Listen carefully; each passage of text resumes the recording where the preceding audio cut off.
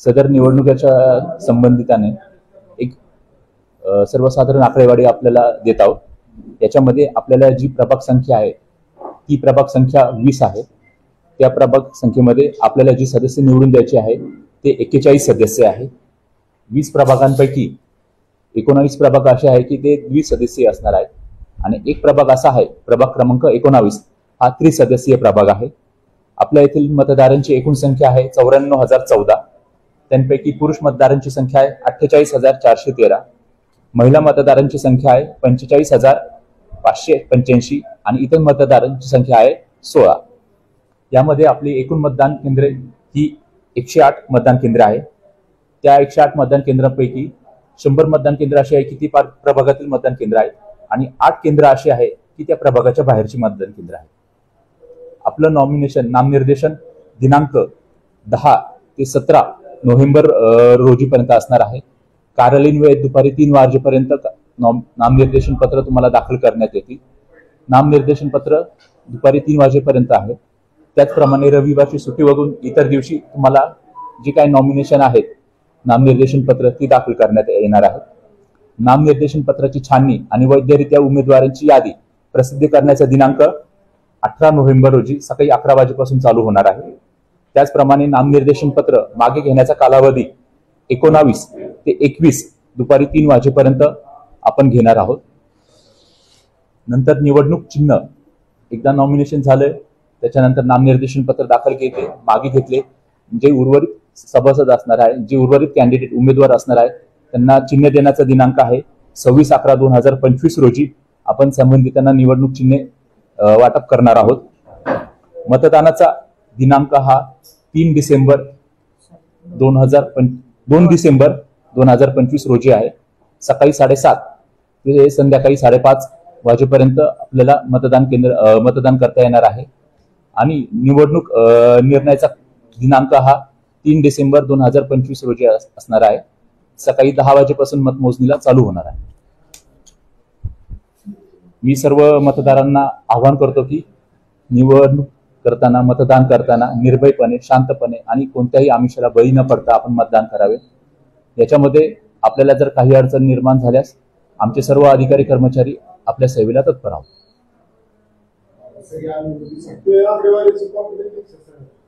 आपण तुम्हाला सर्व देणार आहोत।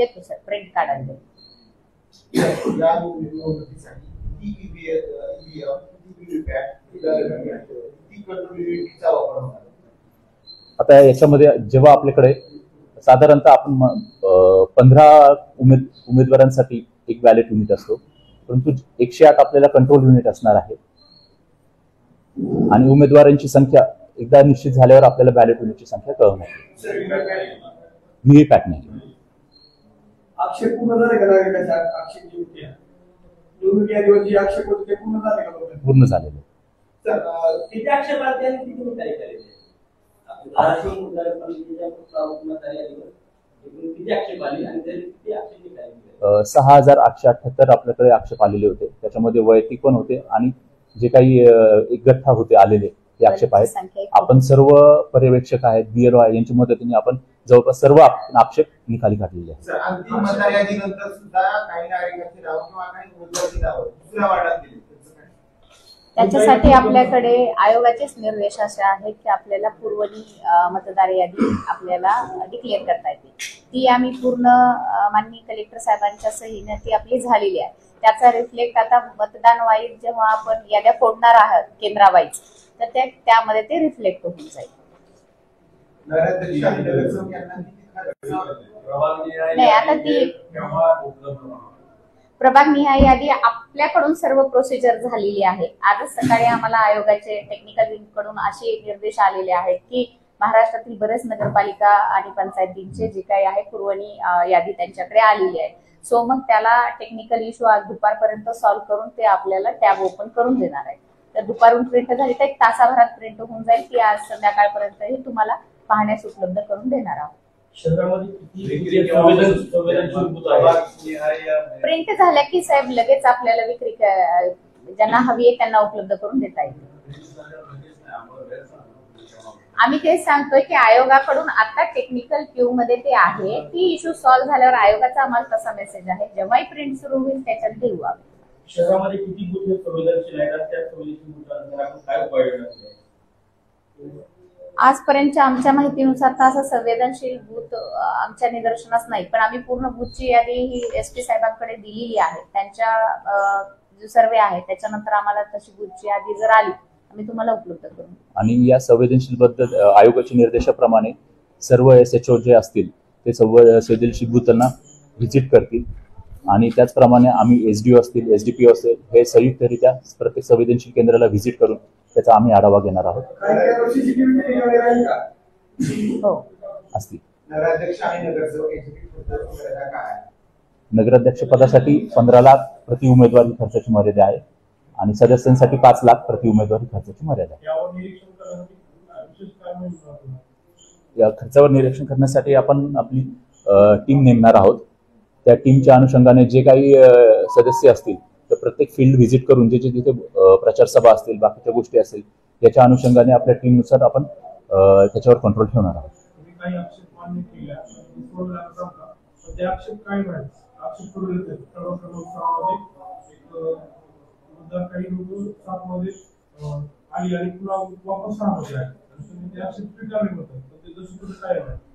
तर आपण त्याबद्दलच सांगितलं की जे काही टेक्निकल मध्ये आपल्याला असं झालेलं आहे त्याच्यासाठी आपण पूर्वनी कंट्रोल चार्ट आपला ऑलरेडी अपलोड आहे, त्याची जी काही तुम्हाला यादी मिळेल ती मिळेल.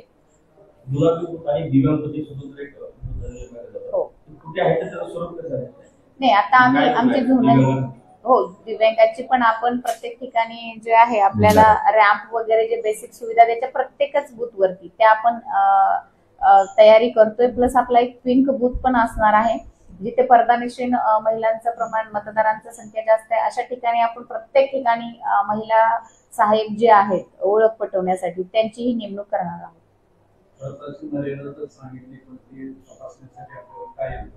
टीम आहे आपल्याकडे. म्हणजे आता इलेक्शनवरती आदेश निघायचे आहेत, पण आपल्याकडे विधानसभेला, लोकसभेला ट्रेझरी ऑफिसर होते, तर तीच आमची कंटिन्यू राहील. तसा आदेश आम्ही सोशल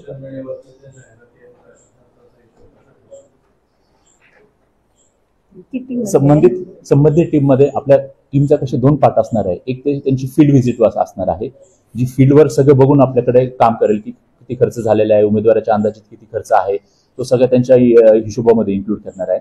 त्याचप्रमाणे एक टीम आपल्या ऑफिसमध्ये बसणार आहे की ते सोशल मीडियावर लक्ष ठेवतील. साधारणतः आयोगाचे जे निर्देश असेल, जे खर्चाचे असतील, त्या निर्देशाप्रमाणे त्याची ते कॅल्क्युलेशन करण्यात येईल. होणार आम्ही उपलब्ध करून देऊ ना जे काय असेल.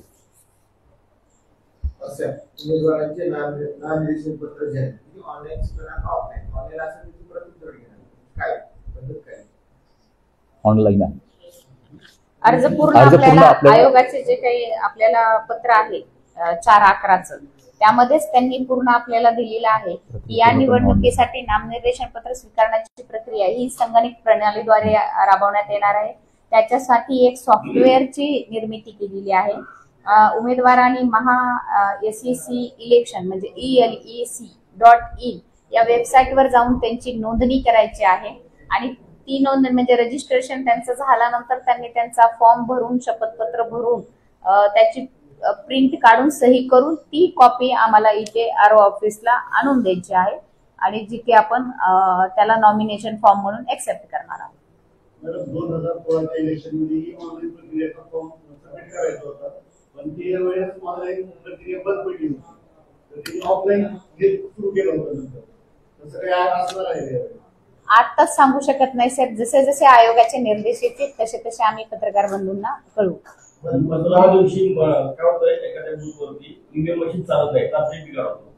तांत्रिक बिघाडानंतर तुमची जी टीम आहे ती लवकर त्या ठिकाणी येत नाही आणि असं परिस्थिती की ती मशीन चालू होत नाही. त्या ठिकाणी काय होतं, गोंधळ उडतो. त्या संदर्भात तात्काळ ईव्हीएम दूर करण्याचे काय प्रयत्न आहेत? नाही, आपल्याकडे पूर्ण जे मास्टर ट्रेनर असणार आहेत. आपण सकाळी एक आपल्याकडे अशी पद्धत असते सर, जेव्हा बूथ आदल्या दिवशी याच्यावरती जातात सेंटरवरती, तर त्यांनी आपल्याला चेक करायचं असतं त्या बूथ केंद्र प्रमुखाने. प्लस आपण सकाळी जेव्हा एक ट्रायल घेतो सर्व पक्षांच्या समवेत, तर ती 7:30च्या आधी म्हणजे 1 तास बिफोर असते. 7:30ला मतदान सुरू होते. 1 तास बिफोर मध्ये आपण ती घ्यायची आणि पूर्ण सेट करून ठेवायचा. तिथे जर टेक्निकल काही इश्यू आला तर 1 तास हा आमच्यासाठी खूप मोठा अवधी आहे. आणि आता विधानसभेला वगैरे तरी गावोगावी बूथ असतात. आपले हे सिटीच्या पेरिफेरीमध्ये आहे, त्यामुळे जास्त वेळ आम्हाला वाटत नाही की पोहोचायला तिथे टीम पोहोचायला वेळ लागेल. आपण ती तशी काळजी घेऊया. नाही, जे आयोगाचे निर्देश आहेत आपण त्याप्रमाणे जे सकाळी 7:30 ते संध्याकाळी 5:30 पर्यंत ज्या वेळेत मतदानाची आहे वेळ. त्याच वेळेत होणार. कधी कुठे होईल? मतमोजणी आपली जी आहे 3 3 तारखेला डिसेंबरला होईल शासकीय तंत्रनिकेतन ITI ला, जिथे आपली स्ट्रॉंग रूम आहे तिथेच आपली मतमोजणीची पूर्ण तयारी आहे. आचारसंहिता लागू झालेली आहे हो. आणि सध्या जी इच्छुक उमेदवार आहेत शहरामध्ये सगळीकडे LED लाईट लावून टाकणे, सामाजिक गावांनी हा प्रकार सुरू आहे. अशा राळा करण्यासाठी काय करावं? अशी कुठली तक्रार आमच्या निदर्शनास आली नाही की ते स्वतःहून असं करतायत. आपण स्वतः ठीक आहे, आमच्या पूर्ण सुरू आहे. आमच्या इंजिनियर्स कडून आपण तसंही त्यांच्यावरती निगराणी ठेवू. आचारसंहितेला नोटीस काय करणार? बॅनरचा डेलीचा रिपोर्ट मी आता नाही घेतला, 1-2 मिनिटांमध्ये आपल्याला शेअर करतो. आचारसंहितेचे पक्ष जे स्थापन केलेलं आहे त्या संदर्भात ते जेवढे तक्रारी येतील त्याच्यासाठी माहिती आम्हाला कशी मिळणार? माहिती उपलब्ध करून देऊ ना सर, की आपल्याला जर कुठलीही तक्रार जर आली आणि आम्ही त्याच्यावरती काय केले, माहिती पूर्ण ही पारदर्शक निवडणूक असणार आहे. तुम्ही जी ही माहिती आम्हाला मागेल उपलब्ध डाटा पूर्ण मीडियाला उपलब्ध करून देण्यात येईल. उमेदवारांच्या विविध परवानग्या लागणार आहेत, त्याची काय प्रोसेस आहे? हा, सिंगल विंडो आपली असणार आहे. आणि प्लस आपले जे इतर जे आहेत, जसं शौचालयाचं प्रमाणपत्र आहे तर ते स्वघोषित, काही उमेदवारांनी स्वतः स्वघोषित द्यायचे आहेत. आणि जे आमच्या कार्यालयाकडून बेबाकी वगैरे मिळणार आहे तशी टीम आम्ही बसवलेली आहे आणि त्यांच्याकडून ते वेळेत उपलब्ध होतील. आयोगाचे निर्देश असे आहेत की ज्या ऍप आहे जनजागृती करून घेण्यात येणार स्पष्ट निर्देश आहेत, पण अजून आपण काही स्वीपचा आपला प्रोग्राम पूर्ण होणार आहे सर. स्वीप मध्ये पण आहे ही जनजागृती जी आपण म्हणताय, तर विविध त्या दिवशी प्रेस झालेली आपण सांगितलेली. ज्यांना कोणाला टेक्निकल इश्यू येत आहेत आपली पूर्ण टीम इथे पण मदतीला आहे. आता नामनिर्देशन पत्र ज्या दिवशी आपण स्वीकारणार 10 तारखेपासून, तर त्यावेळेला आपले लोक इथं बसून असतील. ज्यांना कुठलीही टेक्निकल अडचण येते किंवा काही विचारायचं असेल तर आमची टीम आहे सर.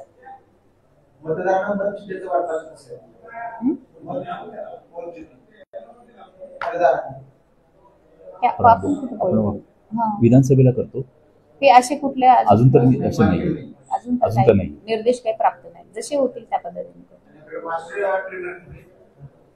सध्या जे आहेत मास्टर ट्रेनर ITI मधले आहेत, पण आम्हाला जे दिलेत टेक्निकल ते 2 दिलेले आहेत. अजूनची नियुक्ती होणार आहे. तहसीलचे आम्हाला 2 दिलेले आहेत आणि ITI चे काही मास्टर ट्रेनर आहेत.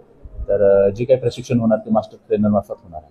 तुमचं मशीन FLC असो, कॅन्डिडेट सेट असो, इतर सर्व गोष्टी मास्टर ट्रेनर मार्फत करण्यात येतील.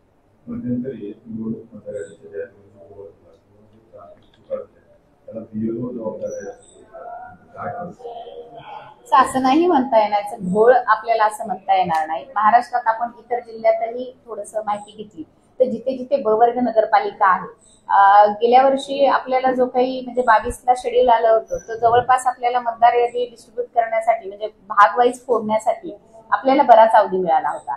पण आता आपल्याला जवळपास केवळ कंट्रोल चार्ट अपलोडिंगचं जर सोडलं तर केवळ 3 ते 4 दिवस मिळाले. आणि वास्ट काम असल्यामुळे आणि 3 ते 4 दिवसामध्ये इतकं काम पूर्ण करायचं असल्यामुळे त्याच्यामध्ये जे काही आहे आक्षेप जास्त आले. आक्षेपाचं पण असं आहे सर की असं नाही म्हणू शकत आयोगालाही ते मान्य आहे, आक्षेपाचा नाही तर कालावधीत दिला नसता. विधानसभा आणि लोकसभेला असं असतं की तुमचे गाव ते गाव पूर्ण वार्ड असतात, त्यामुळे हा इकडल्या गल्लीत वगैरे फोडायचा इश्यू नसतो. पण नगर परिषदेच्या कुठल्याही इलेक्शनला तुम्हाला वॉर्ड वाईज फोडायचे असतात आणि काही काही त्यामुळे तक्रार येतात. बऱ्याचशा तक्रारी आमच्या अशा आहेत की काही एकाच नागरिकाबद्दल काही म्हणतात इथेच ठेवा, काही म्हणतात नाही तर शिफ्ट. तर कॉन्ट्रोवर्सी ज्या आहे परस्पर विरोधी अशा पण तक्रारी आहेत. त्याचा आपली प्रत्येकाने BLOनी स्पॉट व्हिजिट केलेली आहे. तसे त्यांच्याकडे फोटोग्राफ्स आहेत, जसं त्यांच्या लेखी आपण मान्य अमान्य यांचा रिपोर्ट घेतलेला आहे, त्यानुसार खातरजमा करून केलेले. असं नाहीये महाराष्ट्रात की कुठलीही ब वर्ग घ्या. ब वर्गाचे पण शेजारचा जिल्हा बीड बघितला तर ब वर्गामध्ये पण पुरवणी कंट्रोल चार्ट अपलोड झालेले आणि तर मराठवाड्यात 3च मनपा आहेत. नगरपालिका आहेत, सॉरी, बीड, उदगीर आणि धाराशिव, तर तिन्ही ठिकाणी आहे. असं नाही म्हणता येणार की कोणी घोळ केला.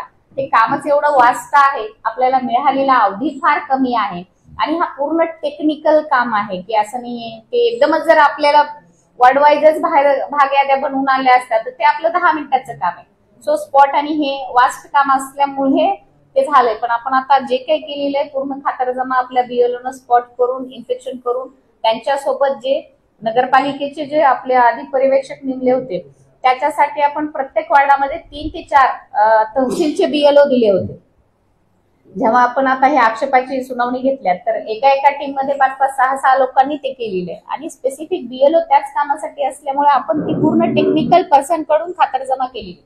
आता बऱ्याचदा नागरिकांचं काय होतं की त्यांचं मतदार जे काही कार्ड आहे त्याच्यावरती ऍड्रेस असतो, फॉर एक्झाम्पल इंगळे गल्लीचा, आणि आता ते म्हणत असतील नाही मी समतानगर मध्ये राहतो, ते बदलण्याचे अधिकार नगरपालिकेला नाहीये. ते तहसीलला वेळेतच त्यांनी 8 फॉर्म भरायला हवा होता आणि मग तिथून चेंज. तर म्हणून मग आता लोक काय करतात की आधार कार्डच्या आधारे नाही मी इथंच होतो किंवा मी संमती दिली म्हणून मला इथे घ्या. तर अशा लोकांचीच 1% जे आता आपल्याकडे आले ते तक्रारी आहेत. बाकी आम्ही स्पॉटला त्यांच्या इपिक कार्डवरनं क्रॉस चेक करून केलेला आहे. आणि याच्यामध्ये एक गोष्ट झालेली आहे की 19व्या विधानसभेच्या अनुसार 2022ला जी मतदार यादी झाली ती प्रभागांची, तर अनेक लोकांचे आक्षेप होते की आमचं त्या ज्या प्रभागामध्ये आहे तर तुम्ही आता का ठेवलेलं आहे. तर त्याच्या अनुषंगाने आपल्याला आयोगाचे असे निर्देश होते की 1/7/25ला जी मानवी दिनांक आहे त्या मानवी दिनांकाला जी वस्तुस्थिती असेल त्या वस्तुस्थितीनुसारच आपल्याला कार्यवाही करायची होती. त्यामध्ये कोणतेही बदल करण्याचा वगळण्याचा आपल्याला काय अधिकार नव्हता. मतदान बूथवरती मोबाईल अलाउड आहे. त्याच्या बाबतीत आयोगाने असे स्पष्ट निर्देश दिलेले आहेत की तुम्हाला आता एक आमचं मोबाईल एक कक्ष असणार आहे आणि तिथे आमचे साहेब पण असतील. आम्ही टोकन तुम्हाला देणार आहोत. आत बूथ मध्ये कुणालाही मोबाईल अलाउड करता येणार नाही. आतमध्ये न्यायचा नाहीये. तो जिथे आमचा कक्ष असेल तिथे तुम्हाला ते ठेवायचा आहे आणि पुन्हा तो काळजीने घेऊन जायचा आहे. मोबाईल आम्हाला का अलाउड आहे सर? कारण आम्हाला 1 तासाची रिपोर्टिंग करावी लागतात.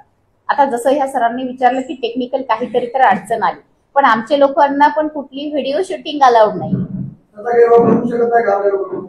होऊ शकत. कारण प्रत्येकाचं आय कार्ड आहे ना, आयोगाने दिलेली जबाबदारी. मला नाही वाटत की असं कोणी गैरकर्तव्य करेल.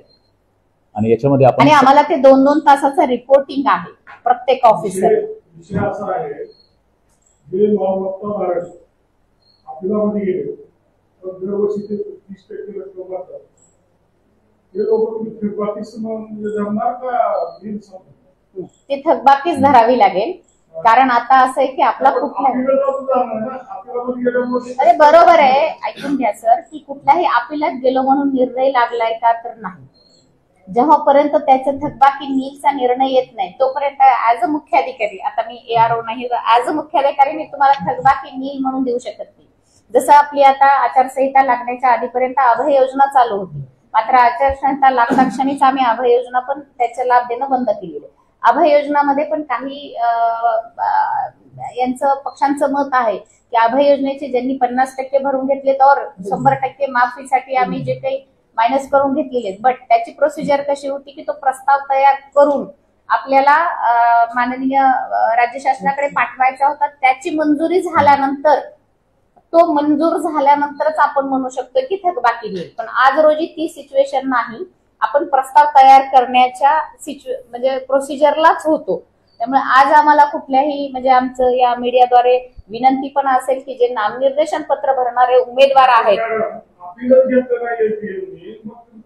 पण sir what may be situation, पण आज काय आहे की मी तेच सांगते की आज जर नामनिर्देशन पत्र भरताना असे कुठले पुन्हा कुणी आक्षेप घेतले आणि बेबाकी असताना जर तुम्ही थकबाकीचं निदर्शनास आलं तर तुमचा फॉर्म रिजेक्ट होऊ शकतो. हे आम्हाला तुम्हाला सांगणं, क्लिअर कट गायडन्स देणं फार गरजेचं आहे. मग तो एखाद्या नामनिर्देशन पत्रामध्ये तुम्ही जर चुकीची माहिती भरली तर त्याला जबाबदार अर्थातच आरओ, एआरओ और सीओ नाहीये. आम्ही तुम्हाला स्पष्ट सांगतोय की अभय योजनेचा पण आम्ही ज्यांना लाभ दिलेला आहे, बट जे उमेदवार आहेत त्यांनी जी थकबाकीची तिथं आम्ही तुम्हाला नील म्हणून दिलेली असेल, पण आज आम्हाला बेबाकी प्रमाणपत्र देताना तुम्हाला ती नील गृहीत धरता येणार नाही, कारण त्याचा मान्यता आपल्याला शासनाकडून भेटलेली नाही. प्रचाराचा कालावधी काय आहे आणि प्रचार कधी बंद होईल? सकाळी त्यावेळेस सुरू होईल, रात्री बंद होईल. प्रचाराचा कालावधी आपल्याला 2 तारखेला आपली निवडणूक आहे. कमिशनचे डिरेक्शन